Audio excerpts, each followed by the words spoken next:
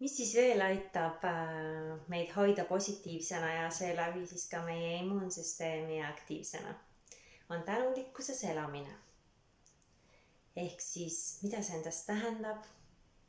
See tähendab seda, et kõik, mis meie elus on, isegi kui see antud hetkel tundub väljakutse ja ebaõnn, siis püüdke selles leida midagi, mille eest tänulik olla. Püüdke selles leida see õppetund. Ja kindlasti püüdke leida seda tänulikkust igas lihtsas asjas oma argipäevas.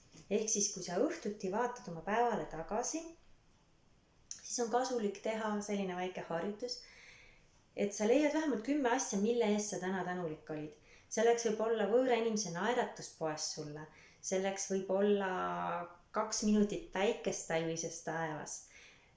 Selleks võib olla mis iganes. Selleks võib olla isegi kellegi ütlemine, mis hetkel sind vihastas, aga läbi selle sa näiteks nägid midagi või mõistsid midagi iseendas. See võib ka olla lihtsalt see, et sul on katus pea kohal või hea kuum tee ja soe söök laual.